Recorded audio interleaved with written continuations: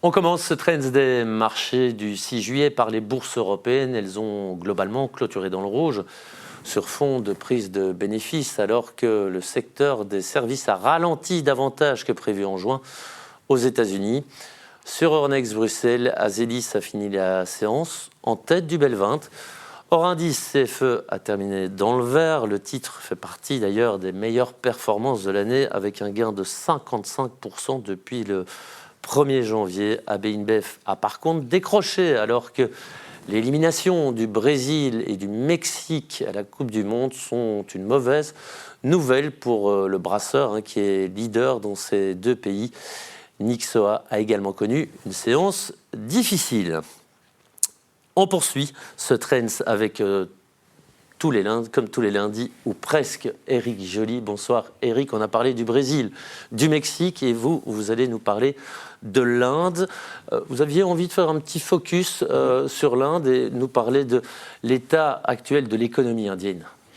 Mais tout d'abord, je me permets de vous rappeler que c'est une économie qui se situe dans le top 5 à travers le monde, donc vraiment importante. Elle connaît une croissance de l'ordre de 6 à 7% en annuel, donc c'est excellent. Et lorsqu'on analyse d'un peu plus près cette économie, on constate que le secteur des services représente 62% du PIB, suivi par l'industrie, 23%, et puis l'agriculture, 15%. Maintenant, c'est un secteur qui emploie énormément de monde.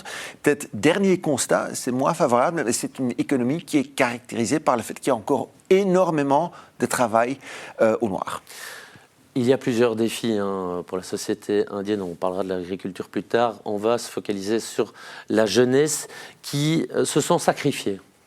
Oui, je pense un des problèmes les plus importants, c'est justement le taux de chômage auprès de la jeunesse.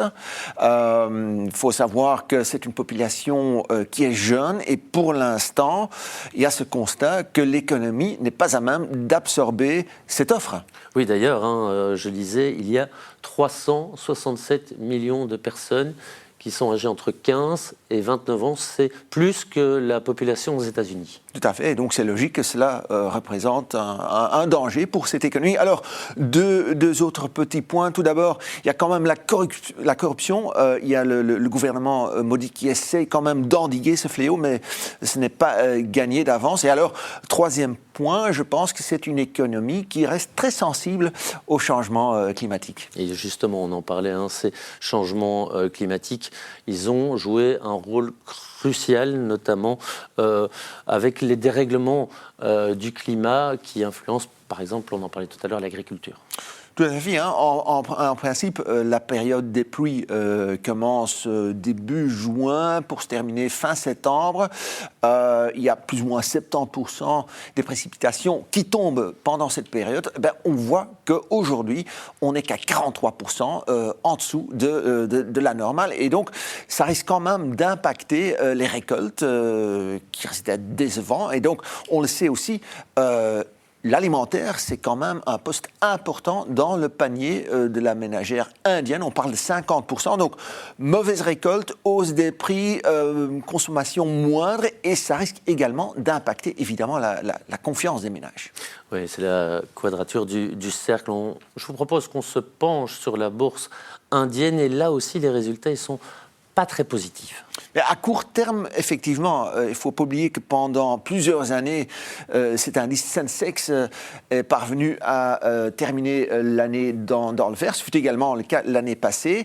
Depuis le 1er janvier, par contre, on constate que cette bourse est un peu à la traîne, moins 8%. Ça a surtout à voir avec le fait que l'économie indienne doit importer énormément de pétrole, 85%, et la majeure partie, justement, de ces importations proviennent du Moyen-Orient, et donc on sait tous ce qui s'est passé là. Donc ça a impacté de façon négative la balance commerciale et a fait que la roupie s'est affaiblie.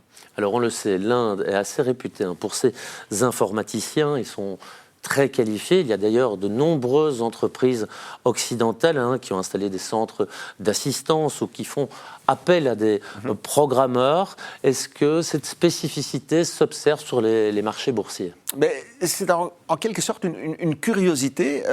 Constat est de voir qu'il n'y a aucune grande société qui est active dans l'IA ou dans les puces. Ce qui veut donc dire que ce n'est pas ce genre de société qui ont fait que la bourse indienne ait pu renouer avec des bénéfices, que du contraire, on trouve beaucoup de secteurs qui sont malheureusement impactés de façon négative par l'arrivée potentielle de l'IA. Alors, il nous reste 30 secondes.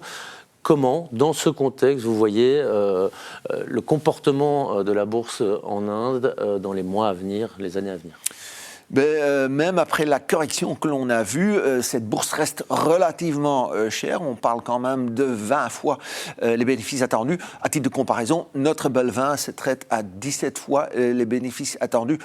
Rendement brut seulement de 1,40%. Donc je pense qu'à très court terme, le marché risque quand même de continuer à traîner de la patte, sauf si, évidemment, si le conflit en Iran se stabilise et que le pétrole repartira à la baisse. Eh bien, merci Eric pour cet éclairage sur l'économie indienne et belle soirée.